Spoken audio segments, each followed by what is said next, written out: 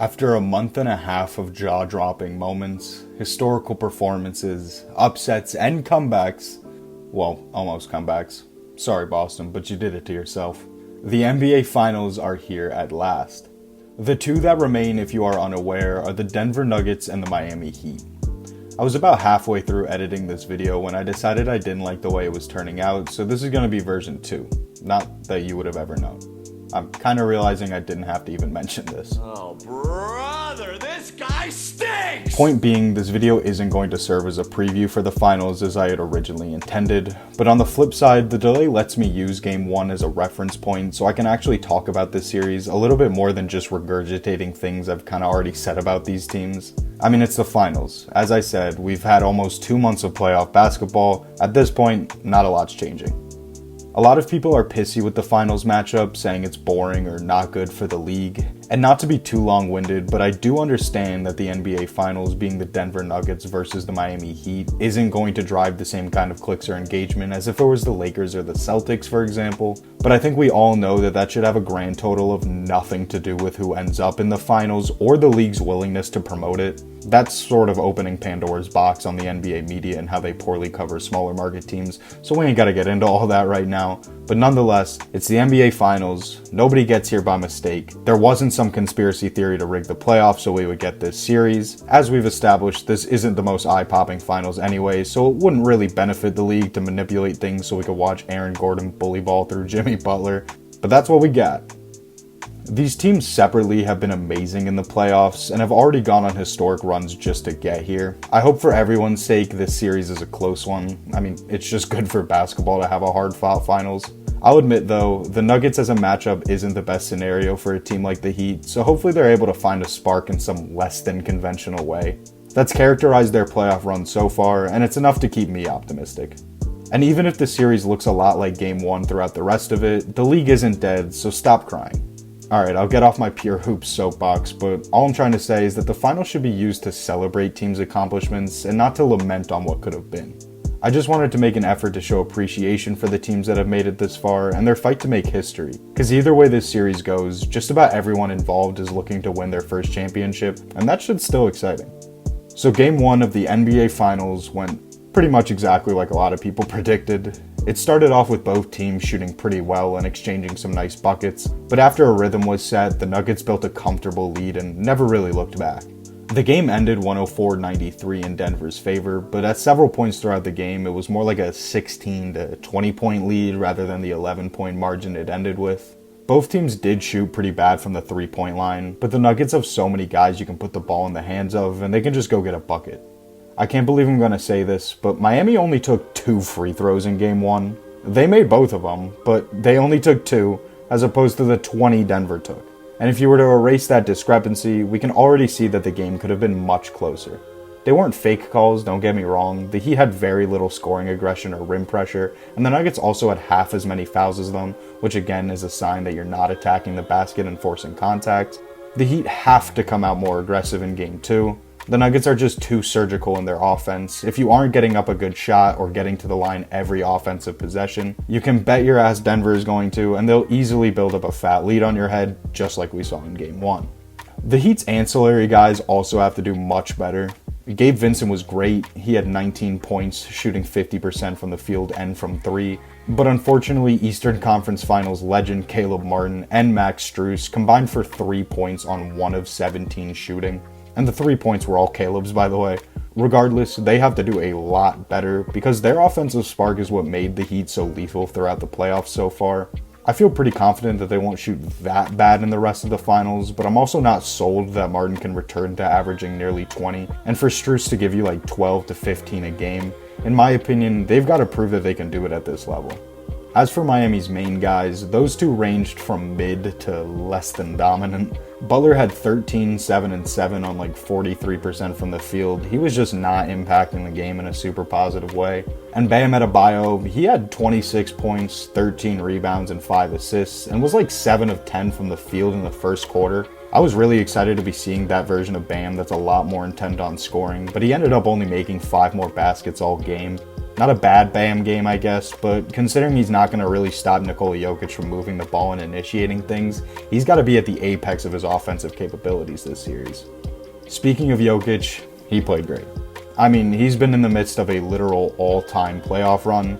He's averaged just a hair shy of 30 points, 13.3 rebounds, and 10.3 assists in the past 3 rounds, and he's doing it on insane efficiency as always. I mean, take a second and really think about that. That's a 30-point triple-double that he's averaged against all of the Western Conference. The dude is just next level. He had 27 points, 12 rebounds, and 14 assists in Game 1, giving him yet another triple-double, this time in his finals debut. The most telling sign that Denver's offense was executed to perfection is in how passive Jokic was able to be scoring-wise. He never really forced up a shot because they needed the points, he just got to his spots and let the game come to him. It's got to be so frustrating for Miami's defense because this dude only put up 12 shots but was flirting with a 30-piece triple-double. And the reason he only needed to put up 12 shots was because the rest of his team was firing on all cylinders. As I said, neither team shot great, and honestly it wasn't just from 3, it was in general. But despite that, we got a double-double from Jamal Murray and Michael Porter Jr.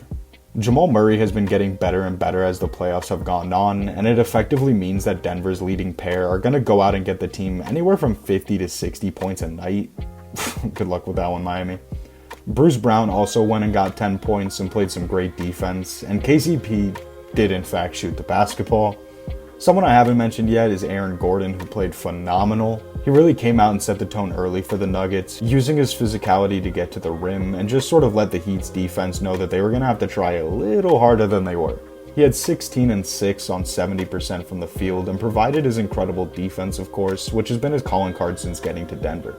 I think the only other player worth mentioning individually is Haywood Highsmith of the Heat, because he had 18 points on great efficiency and played some damn good defense too.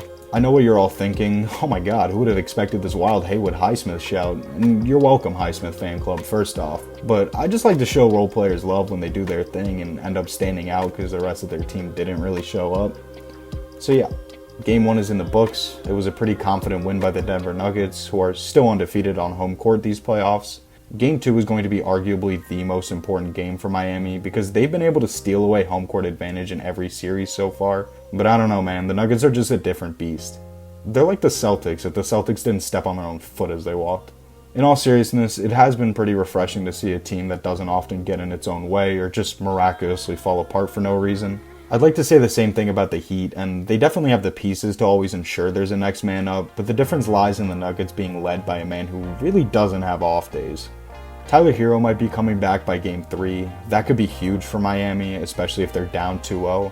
If they win a game and it's 1-1 going back to their home floor, they might want to prioritize roster continuity and just ease Hero back in without disrupting the flow that's been so successful. But if it's not 1-1, which is very likely, the Heat gotta start coming up with random shit to throw at the Nuggets, and fast. The Jokic matchup will also be an interesting one to eye throughout the rest of this series, specifically with who the Heat play on him as the primary defender. In my opinion, trying to glue Bam to Jokic just isn't going to work. Jokic has the size and will always be able to find a read elsewhere, and if they go down low, Bam's postgame just ain't like that. He's got great defensive versatility though, and him playing somewhere where he can help in the paint if need be, but also come out to the perimeter is where he's going to be utilized best.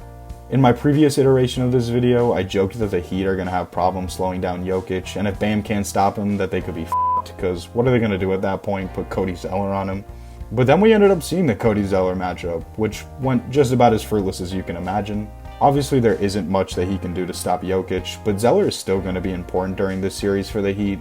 A lot of analysts and commentators actually said he should start over Bam because you can't risk Bam getting into foul trouble early, and Jokic is an extremely clever player who can force contact.